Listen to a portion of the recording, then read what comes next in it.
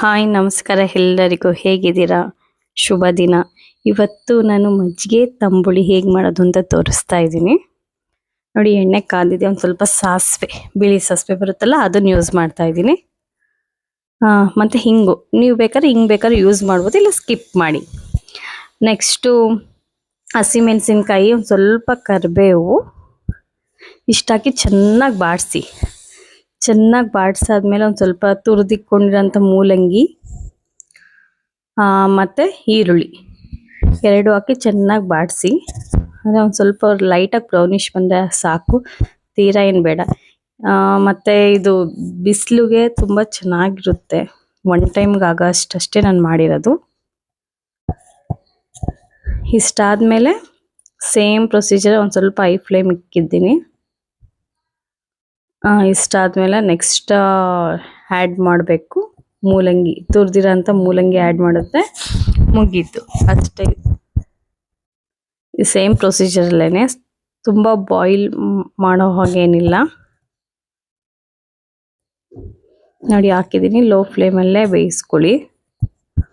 Low ಫ್ಲೇಮಲ್ಲೇ ಬೇಯಿಸ್ಕೊತ ಏನಾಗುತ್ತೆ, ಏನು ಸಿಗೋಗಲ್ಲ. ಲೋ ಫ್ಲೇಮಲ್ಲಿ ಬೇಯಿಸಿದ್ರೆ ಇಷ್ಟೇ.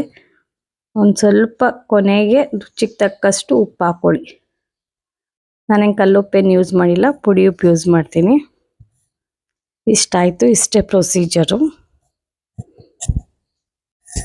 ತಂಪಾದ ಮಜ್ಜಿಗೆ ಸುವಾಸನೆ, ಹಸಿರು ಕಿರಿಯ ಮೃದುವಾದ ಸ್ಪರ್ಶ, ಮನಸ್ಸಿಗೆ ತಂಪು ತರುತ್ತದೆ. ಅದ್ಭುತ ಮೆಂತೆಯ ಕಾಯಿ ಮುದ್ದಾದ ಸುವಾಸನೆ, ಕಾಯಿ ತುರಿಯ ಸಿಹಿ ನುಡಿಗಳು, ಉಪ್ಪು ಹುಳಿ ಸಮತೋಲನದ ಹಾಡು, ಒಂದೇ ಪಾತ್ರೆಯಲ್ಲಿ ರಸಮಯ ಕಥೆಗಳು.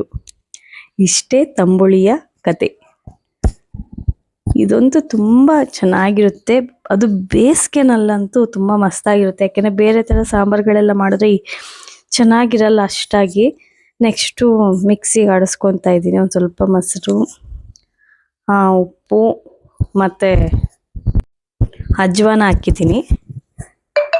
ಇಷ್ಟೇ. ಅಜ್ವಾನ ಎಲ್ಲ ಹಾಕಿದ್ಮೇಲೆ ಲಾಸ್ಟಿಗೆ ಸ್ವಲ್ಪ ಆರಿರಬೇಕು, ಆರಿದ್ಮೇಲೆ ಹಾಕಿ. ಬೇಕಾದ್ರೆ ಅರಿಶಿನೂ ಆ್ಯಡ್ ಮಾಡ್ಬೋದು. ಇಷ್ಟೆಲ್ಲ ಹಾಕಿದ್ಮೇಲೆ ಒಂದು ಸ್ವಲ್ಪ ಲೈಟಾಗಿ ಹಿಂಗೆ ಬಾಡಿಸ್ಕೊಳ್ಳಿ. ಸರಳವಾದ ಆಹಾರವಿದು, ಆರೋಗ್ಯದ ಮಿತ್ರನಿದು. ಮಜ್ಜಿಗೆ ತಂಬುಳಿ ಒಂದು ಸವಿಯಲ್ಲ, ನಮ್ಮ ಸಂಪ್ರದಾಯದ ಹೃದಯವಿದು. ಇಷ್ಟೇ. ಬೇಕಾದ್ರೆ ಆ್ಯಡ್ ಮಾಡ್ಕೊಳ್ಳಿ, ತುಂಬ ಚೆನ್ನಾಗಿರುತ್ತೆ. ಬೇಸಿಗೆನಲ್ಲಂತೂ ಇದಂತೂ ಮಸ್ತ್ ಆಗಿರುತ್ತೆ. ಹಾಗೆ ಬೇಕಾದ್ರೂ ಕುಡಿಬೋದು, ಇಲ್ಲ ಅನ್ನೋ ಜೊತೆ ಯೂಸ್ ಮಾಡ್ಬೋದು. ಅಷ್ಟೇ ತಂಬುಳಿಯ ಕತೆ. ಏನು ಅನ್ನಿಸ್ತಿದೆ ಅಂತ ಹೇಳಿ, ವಿಡಿಯೋ ಶೇರ್ ಮಾಡಿ, ಕಮೆಂಟ್ ಮಾಡಿ, ಪ್ರೋತ್ಸಾಹಿಸಿ. ನನಗೆ ಗೊತ್ತಿರೋ ಥರ ನಾನು ಮಾಡಿದ್ದೀನಿ. ನಿಮ್ಮ ಪ್ರೋತ್ಸಾಹ ತುಂಬ ಮುಖ್ಯ. ನೀವು ಇದೇ ಥರ ವಿಡಿಯೋ ಹಾಕಿ, ಯಾಕೆಂದರೆ ಎಕ್ಸ್ಟೆಂಡ್ ಇರಲೇಬೇಕಿದು. ಸೊ ಹಾಗಾಗಿ ಈ ಥರ ಮಾಡಿದ್ದೀನಿ. ನಾವು ಬೇಸಿಗೆಯಲ್ಲಿ ಮಡಿಕೆ ಇಟ್ಟಿದ್ದೀನಿ, ನೀವು ಇಟ್ಟಿದ್ದೀರಾ? ಏನೋ ಮಡಿಕೆನ ನೀರು ಕುಡಿದ್ರೆ ತುಂಬ ಚೆನ್ನಾಗಿರುತ್ತೆ. ನೋಡಿ, ಲಾಸ್ಟಲ್ಲಿ ಈ ಥರ ರೆಡಿ ಆಗಿದೆ. ಬಿಸಿ ಅನ್ನದ ಜೊತೆ ಸೇರುವಾಗ ತಂಬುಳಿಯ ಸವಿ ಮಧುರವಾಗಿರುತ್ತದೆ. ಅಮ್ಮನ ಕೈಯ ಸೌಂದರ್ಯವೇ ಅದು. ನೆಕ್ಸ್ಟ್ ಇದು ಯಾವುದು ಅಂತ ಹೇಳ್ತೀರಾ, ಯಾವ ಸೊಪ್ಪು ಅಂತ? ಇದನ್ನು ಆ್ಯಕ್ಚುಲಿ ಸಲಾಡಿಗೆ ಯೂಸ್ ಮಾಡ್ತಾರೆ. ನೀವು ಯೂಸ್ ಮಾಡ್ತೀರಾ? ಅನ್ನಕ್ಕೆ ಇಟ್ಟಿದೆ, ಅನ್ನನೂ ರೆಡಿಯಾಗಿ ಕೊನೆಯಲ್ಲಿ ಈ ರೀತಿ ಫೈನಲ್ ಲುಕ್ ಈ ರೀತಿ ಇದೆ. ಏನು ಅನ್ನಿಸ್ತಿದೆ ಅಂತ ಹೇಳಿ.